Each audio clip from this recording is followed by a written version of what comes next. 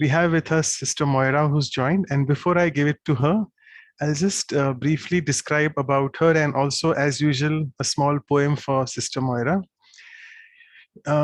She was born and educated in Argentina, and just to let you know that she was a surgical nurse by profession.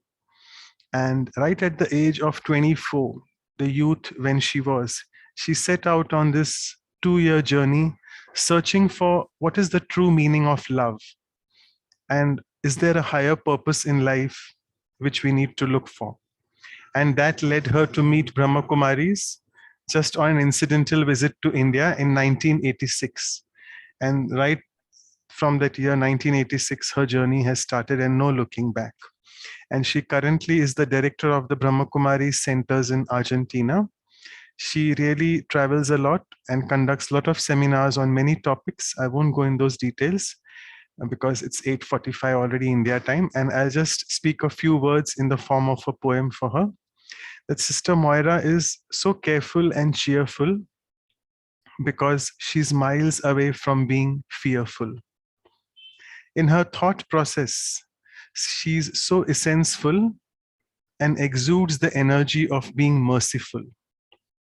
She has these spiritual experiences which are indeed bountiful, and she shall guide us today on how to make our life indeed beautiful by connecting with the Supreme and make ourselves indeed powerful. And a few lines on today's value, appreciation, or I must also say praise. We all have for Sister Moira immense praise. Through her talks, she helps our self-esteem to raise. The world is full of jealousy, madness, and craze, with a lot of discrimination on the basis of caste, creed, and race. So a lot of madness and craze around, a lot of distinction, creed, and race around. Life has so many complications on this unending maze. It is like the cattle being haywire on the graze. But through Sister's serene and peaceful yogi face, we indeed experience being under the Almighty's cool rays. So with this beautiful face around and Almighty's rays around, I would now invite Sister Moira to deliver her talk on appreciation. Thank you so much for joining. Over to you. Oh, Shanti, Manojbhai, and thank you so much for this invitation, but for that amazing poem. You're so talented. It's just amazing. Well, what can I say? I've heard so much on the past hour, your workshop. I also heard Vedanti Didi's talk last week and your recap just now. I liked everyone's input in the workshop. And so I thought, well, what can I say now? And I thought I would change course from what I had in mind, because you have heard so much of what appreciation is. Giving it is this subtle perception that captures the value, the intrinsic value and worth of anyone and anything. And I was thinking, I mean, you've heard a lot, but I was thinking, what is it that gets in the way of us being appreciative? And I want to talk about my personal experience first. And I think you've mentioned many things. Vedanti Didi did as well. But I want to focus on what I call cancer in the soul. And that is criticism. And criticism has been so legitimized. As you were saying, Manojbhai, you are requested as medical professionals to be critical about whatever you're looking at, the papers or researching, and you have to have an opinion about things. So we're so used to thinking that being critical is a good thing. But we also know that when we are criticized, we feel hurt. And so that would be the very reason why we do it ourselves too, because we are hurt. And I think that, you know, for many years, I have been a very critical person myself. And I have valued I have this value of justice. So whenever, especially when I was training as a surgical nurse, the things were so unfair in this public hospital. And I remember that we were working, of course, for free, and the government was supposed to be educating us. And we were once obliged to stay.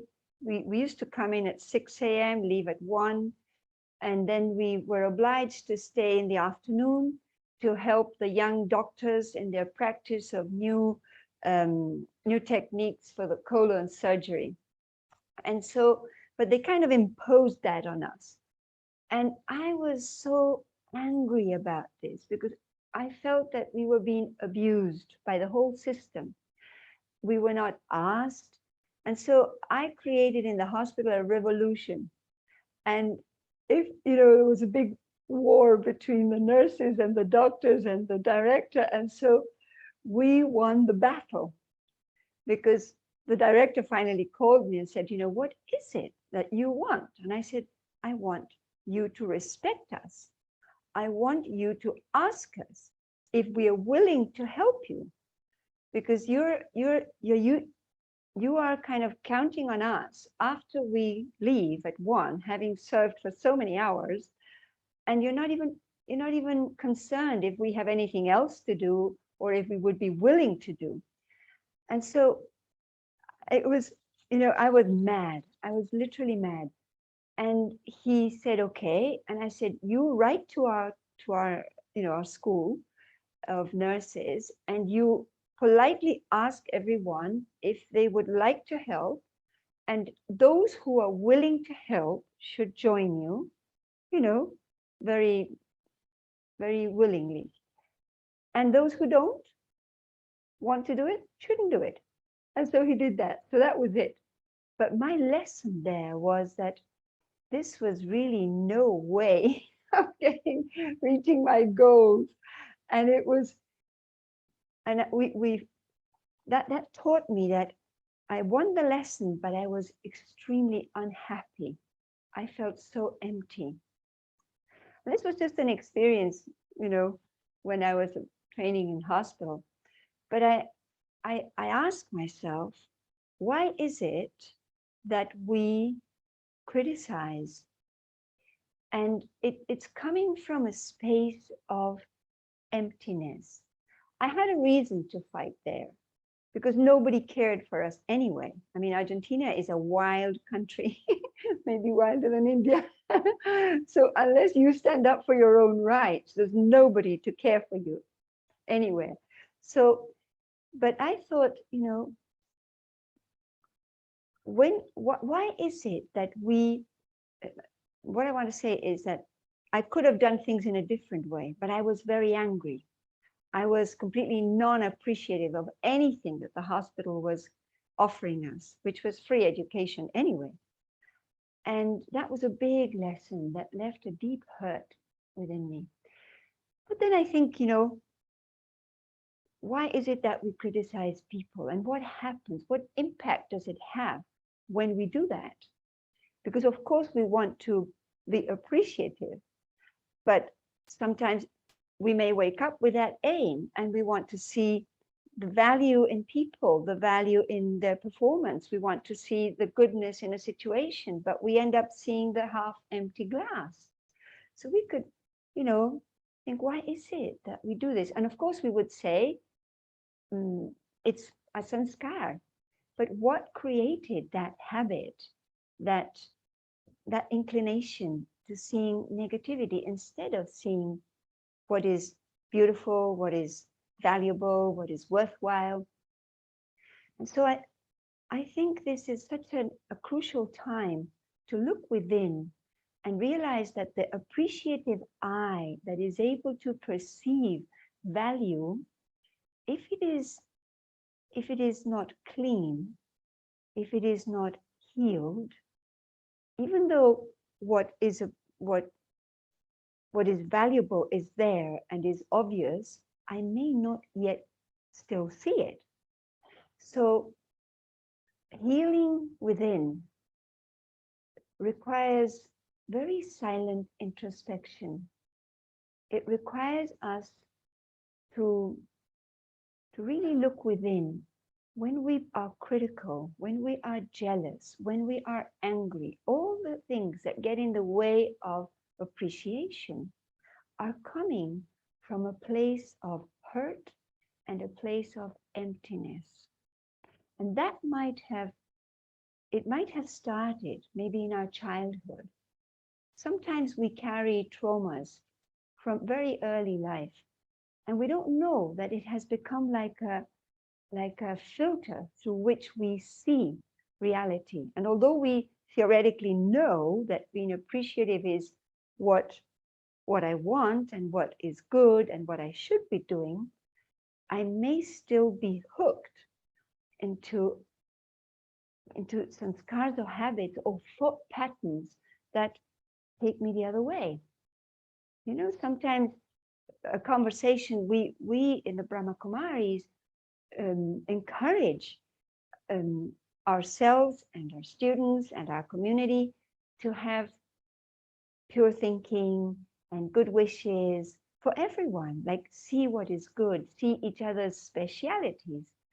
Then we find ourselves having a cup of tea and maybe a conversation starts in a very positive way, but it might not take too long before that conversation it slides down into some form of criticism or comments. Sometimes we think we start in a very kind of innocent way, and then it goes straight into seeing negativity. And when we criticize, we are radiating very low energy. So sometimes we are criticizing something that we want to repair, and we want someone to come close. We would like to solve a conflict, or come into a conversation that has been too delicate and we haven't been able to face. So, but behind that person, we talk about that situation or person in a negative way. So what we're actually doing is we are, in a very subtle way, invisible way, making that one distant more and more from me, because I may not say anything, and I may not, I may not express it in my attitude, but the vibration of my thoughts and feelings definitely reach others and create an atmosphere. So when we are critical or jealous or angry, we will find that we will become lonely, and people will gravitate towards others, and I will feel left aside.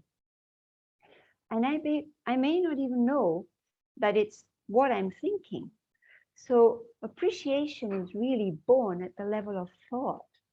So the other day I was thinking, we have this freedom to choose to have a clean mind, to have a clean heart. And it's not based on what is happening, because sometimes when we get angry or we object things, we justify the fact that that is happening, that is really happening. And this is why I'm thinking about it. And this is why I feel the way I feel. And so somehow we project on others or anything outside of me the fact that I feel the way I feel. But when we become aware that I can only feel the way I think, and this takes me back home to myself, to this space where my thoughts are created, and I have this freedom to choose what I think, even of that which is negative or provocative or unappreciative, because sometimes I may want to be appreciative, but then sometimes I am disrespected. So what do I do with that? Am I able to to handle that in an appreciative way. So a big lesson that I learned was that all these negative reactions or behaviors are not original. They are learned behaviors. They are not intrinsic of the soul. So this is where meditation can help us so much, bringing us into that deep silent observation where we can identify the qualities that were mentioned in the meditation and that we are able to experience when we become the observer, the silent observer. But on the other hand, there is also the accumulation of habits in which these negative emotions have been stored, and they trigger an influence in our minds. So at the time in which, for example, if I'm being disrespected, I would probably just react instead of responding in a way, in a respectful way.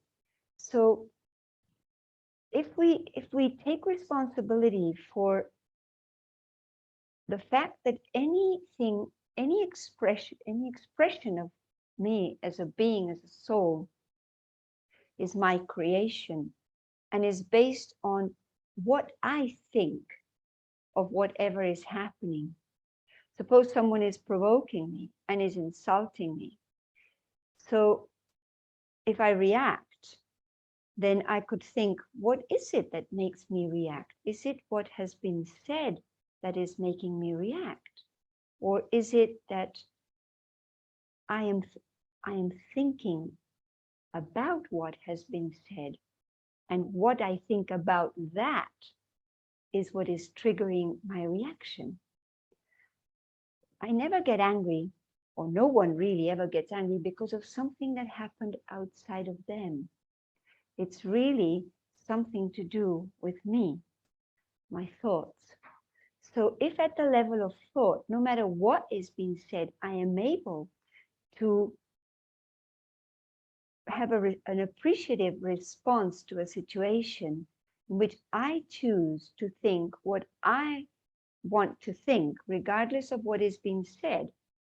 And then, the example that comes to my mind is my greatest inspiration in life. And this is the founding father of the Brahma Kumaris, Brahma Baba, whom we sweetly call Brahma Baba. He had to face so much when he was starting this global university. He was breaking through India at a time in which women were not valued, at a time in which whatever he said was taken in a way that created a lot of reaction. So he was defamed publicly. The daddies who were co-creators with him had to go through a lot of violence within the homes because of lack of acceptance, because of lack of inclusiveness of something different. And so, but he was even taken to court. But what was his response to all of this? He saw in every situation there was benefit. Hard to see when everything is against us or everything is in chaos, to be able to appreciate, to be able to hold on to the truth that you stand for, that you deeply believe in. And he was a peaceful man. And so he stood up for peace, a completely non-violent response to a society that was attacking him in every possible way, through the media, attacking his family, the students that were coming. And yet, his feelings were protected because they were coming from his deep self-respect. Brahma Baba became the observer of who he was, in the understanding that we, you, me, we all are spiritual beings, beings of light, divine energy, the living force within that being expressed through our body. And when we become aware of not only what I am, not the body, but the soul, but who I am, and the importance and the value and the worth of the part that I play, then that deep sense of self-worth that we call self-respect is the place from where we can trigger appreciation for whatever else is happening. And it doesn't matter how someone behaved towards him, Brahma Baba still kept an elevated vision of those who were opposing him. He didn't create ill feelings because he would have become then ill himself. And he somehow knew how to protect his integrity, his own safety within by being uninfluenced from what was going on around. Now, this is a very high level of appreciation, because when everything is adverse, to be able to see that eye that is able to sense and look through beyond the behaviors, beyond what the scenes, beyond people's words and attitudes that could be piercing your heart, yet that eye was able to see beyond and connect with the soul, with the being that the other is. So I think that appreciation is born from cultivating this vision of who we are as spiritual beings and who those around me are as spiritual beings. And it'll take a lot of transformation, because it, you know, and this is where I come back to myself. I've been so critical, and like every year I've had this determined thought that I should be appreciative. I should stop seeing others, or stop seeing their weaknesses, stop seeing or speaking about their defects. And what we learn here in Brahma Kumaris is such a gift that we, each one of us, have inherited from God a speciality. And a speciality is that which, well, I tell myself, that power that attracts us most from God himself. When we think of him, when we remember him, when we contemplate on his qualities, what is it that we draw from him most? That is what we treasure and accumulate in the self as something that will flow very naturally in any and every situation. Our speciality is the light that it's God's light that shines through us in a very, very unique way. That is what makes you a jewel, a gem, someone of amazing value, someone who is worth of the purest divine love of the Supreme and the recognition of everybody else. So I think that we, seeing, and we have this kind of slogan in the BKs that says, recognize your speciality and just pick specialities. And so we use a metaphor, which is very beautiful, like a swan. A swan as a refined bird that would feed on refined herbs, different from other birds that feed on dead bodies.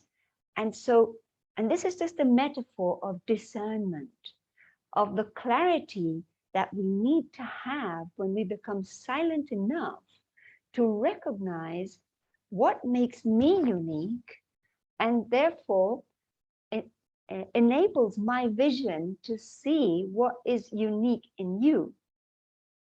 And so a speciality, sometimes people say, well, I don't know which is my speciality. How can I know what makes me special, different, unique from others? And so we can all become observers of our own life. What is it that you naturally do? For example, if something needs to happen, there are people who will naturally organize and articulate things so easily, so easily. And for others, it's such hard work to plan, to put it together, to bring, create a team. But for some people, it's just so easy. Other people will just take care of relationships, and they're like teddy bears. And so they would make sure that, everybody is okay, that nobody's upset, and that we get on together and we come to consensus. And so they're loving souls. Some are really clear and practical and strategic, and others are very loving. And so others may be very quiet, and maybe they may seem as if though they are kind of invisible, but they have a power in their way of being observers and in the way of interacting that adds a lot of value. And they kind of amalgamate, they bring the parts together in a very invisible way. And so that may be their specialty. And thank God we're all different. Because imagine, once Ken, the director of our schools in South America, asked us in a retreat, he said, think, what would it be to live with 2 or 3 like you? How would you feel? And so he said, Moira, how would you feel if you were to live with 2 or 3 Moiras all together? I said, well, I don't know. And so I appreciate and respect the people who live with me, who appreciate me as well, but who also have to put up with my weaknesses. And so it's so interesting when we develop this vision that sees each one's worth, each one's speciality. And the wonder and the gift of that is that when we see each other's specialities, we realize how important it is to be together. Because together, we complement each other. For example, I live with a sister in our center in Buenos Aires, Dr. Ashok Mehta, you know her, she's Amalia, a very, very gentle soul. I call myself a creator soul. I go out there and I like to make things happen and I open doors. But then someone has to be, behind you or in front of you, if you like, but sustaining it, taking care of it. I could create a garden, but someone has to go and water it and take care of it. Well, maybe I don't do that so much, or to some extent, but there's someone that can do that so beautifully. Now, appreciating her would be giving her the space and the recognition that is required so that the soul can do that. And I think that in leadership, it's so important to understand each one's value, to realize how, when it takes me to do or to say and to be in front, but then when I step back, when do I step aside? And wherever I move is based on the vision and the value that I'm giving to others who will step in and play their part.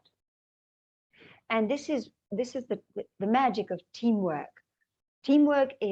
Successful teamwork is really the result of this foundation of appreciation that we can have for each other, and this synergy that we generate together when we can do so much more than if we just added each one's task, in a linear way. But we interact in this, and it blends the beauty and the possibility and opportunity of every moment that makes our life so unique, so special.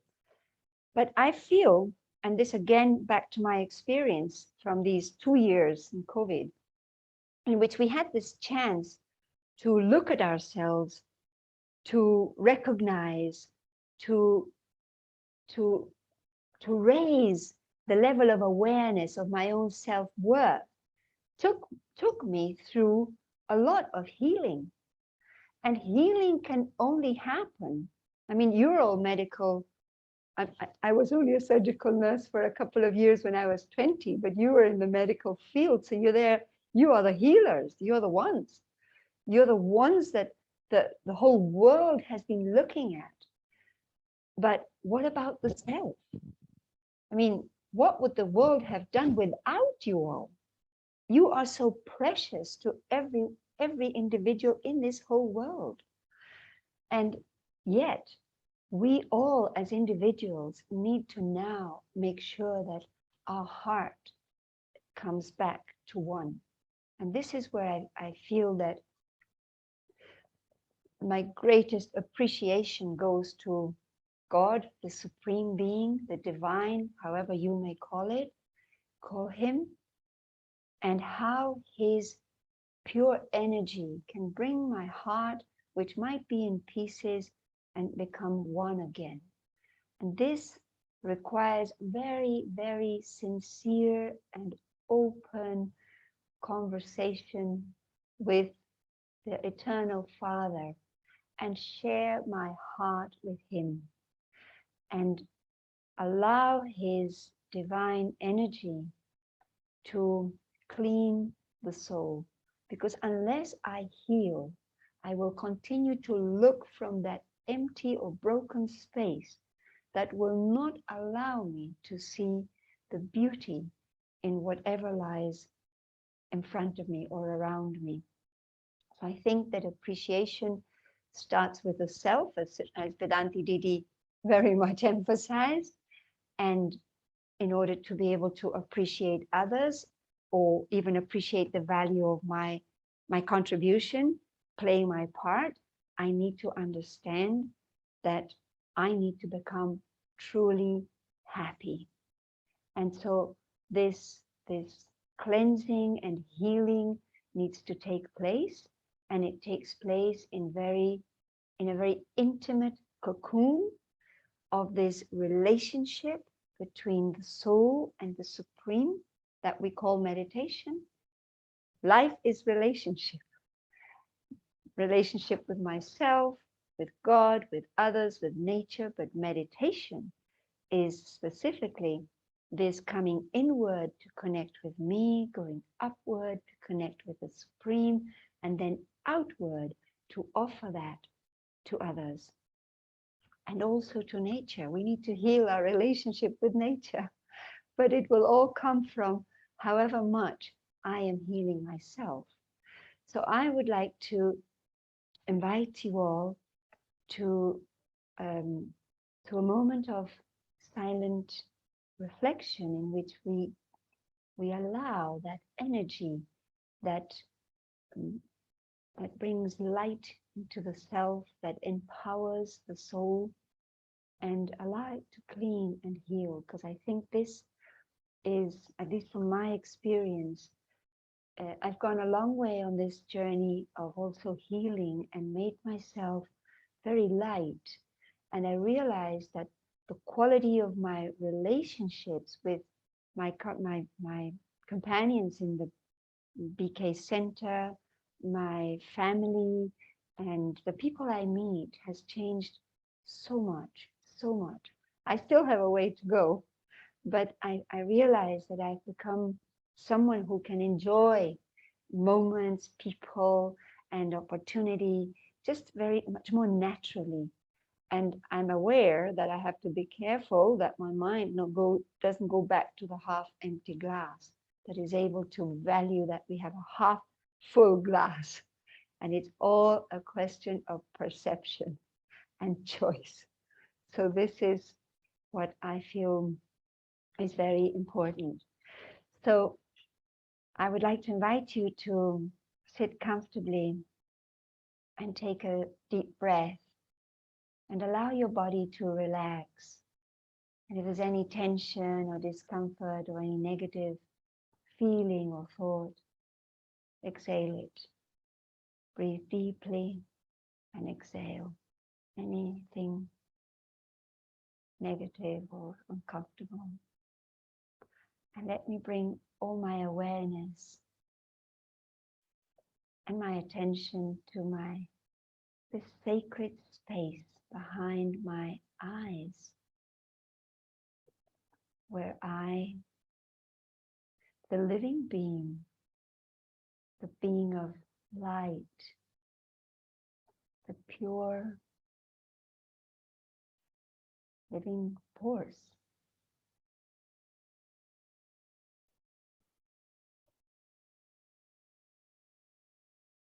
sitting in my presence, in my company, and I am aware of myself as a spiritual energy different from my body. The energy expressed through my eyes, through my smile, through every attitude. The energy that gives life to my words, to my actions, and every interaction.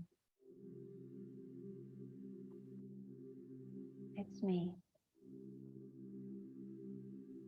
It's I, the soul. I look deep within myself to perceive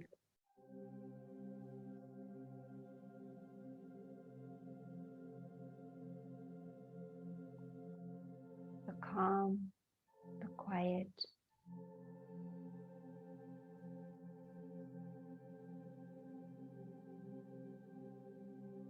coolness of my inner peace. I am free from influence, from fear, from worry. I am light.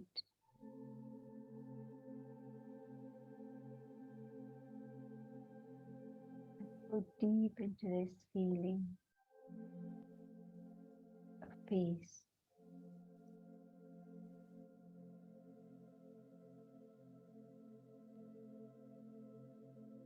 I'll take my attention further into silence, beyond the mundane, beyond my body,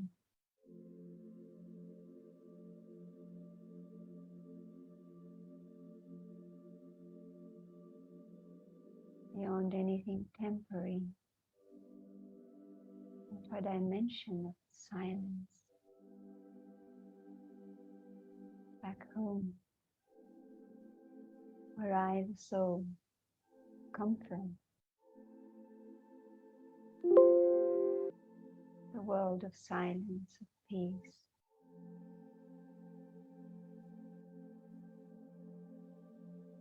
In the presence of the Divine, of the Supreme Father, of the One who is ever pure, ever peaceful. He is the source of pure love, unconditional love.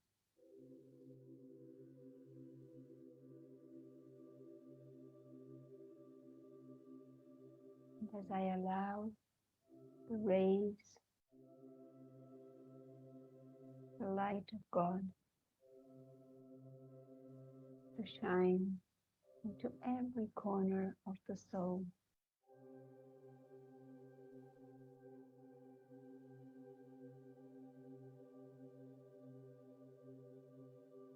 feel totally accepted. This is the love that has no questioning. This is the one that accepts me as I am.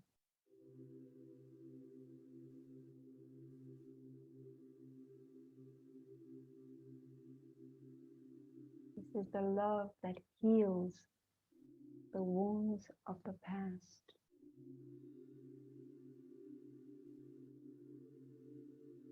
Pure love, God's love. This is the love that makes me free, that allows me to be who I really am. A pure soul,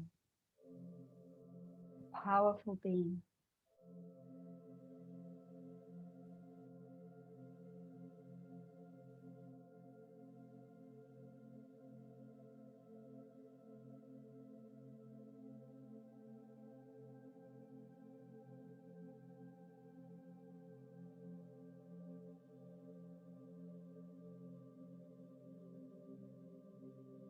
holding this beautiful feeling of acceptance.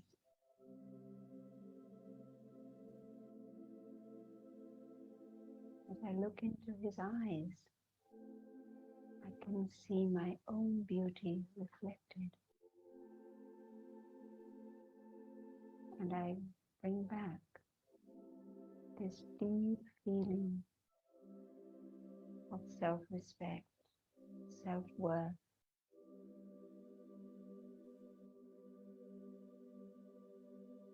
And as I return,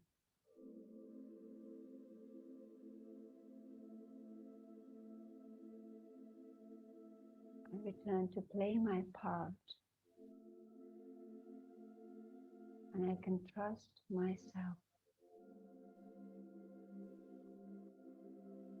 that I will be able to see the good in everyone, in everything. From this place of self-worth, knowing that I am deeply loved by God.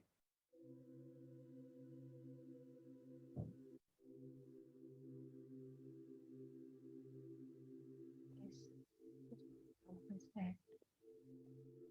I am a child of the ever-loving one.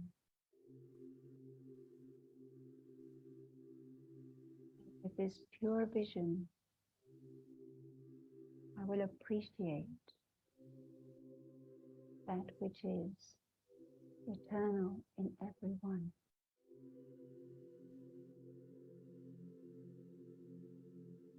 And as I come back, I allow this feeling to spread throughout my entire body.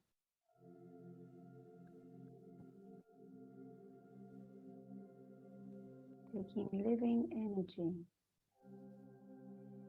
a light of love, of peace into every cell. I allow this energy to spread all around me. My pure feeling for everyone.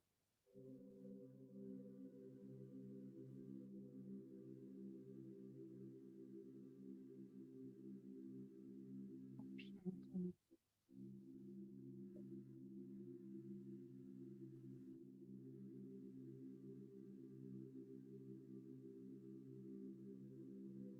Very beautiful exercise that I did that allowed me to heal and appreciate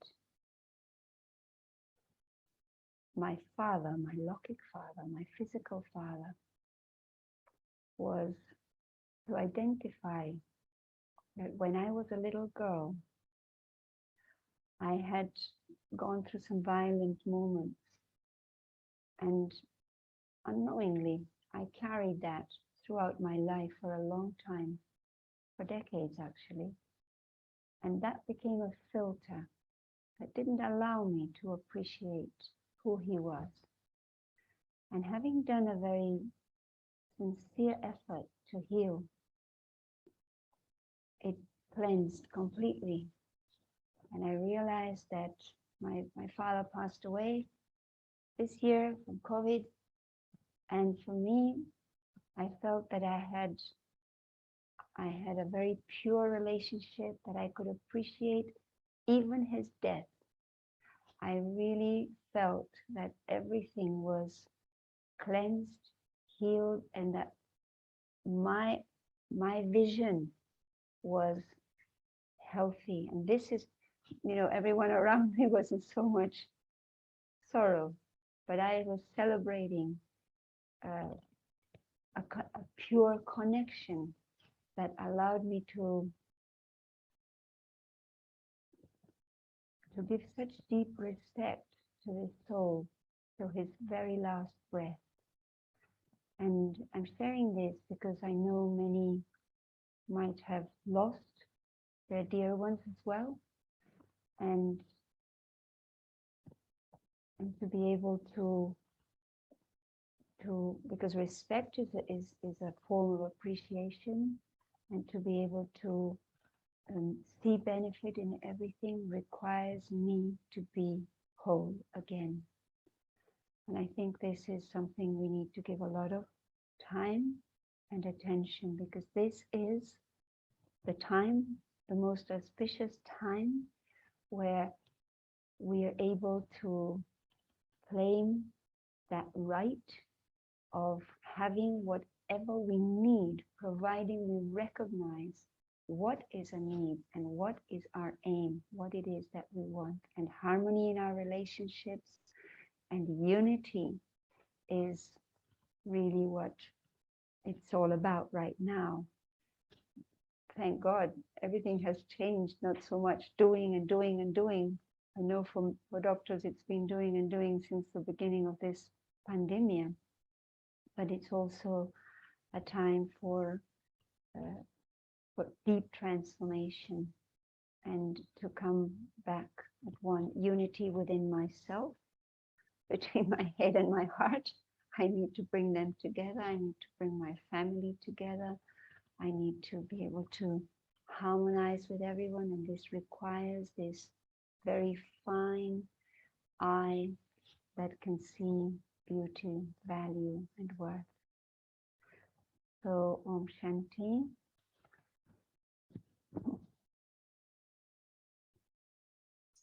Amazing. Thank you so much, Sister Moira, for this deep meditative experience as well, and also trying to help us develop that appreciative eye for the self and for others as well. Thank you so much. And with this, I would now officially want to invite our seniors, first Dr. Ashok Mehta, to propose the official vote of thanks. Over to you, Dr. Mehta. Om Shanti Moira Ben, from a long distance on the Zoom. I have had a very good experience of spending a lot of time with Moira Ben, both in Chile and in Argentina. And I have seen her as a most pleasant and a person with a appreciative energy just flowing out of her to everyone. I've also seen her managing the centers so beautifully. The teamwork is so precise and so good. And everything is so beautifully done in an appreciative way. And I think whatever she has presented is perfect, as we all would love as the students of Raj Yoga, that we have learned appreciation from the Supreme Father, from him. And I think he has appreciated us as we are, and we came with lots of deficits. And I think the essence of appreciation lies in the knowledge of Raj Yoga. Thank you very much, Moira Ben, for spreading your beautiful laughter and your beautiful energy to all of us. Om Shanti. Thank you, Dr. Mehta. You left a memorial in Chile and in Argentina. People are remembering you. You have inspired so many with your visit and your humility, your dedication, and your own transformation. So thank you. So thank you, Dr. Mehta. Over to you, Dr. Claudia.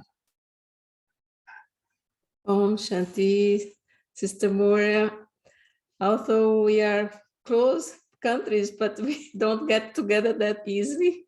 So I just see you by far away, because since I start with Brahma Kumaris, I am in Vancouver.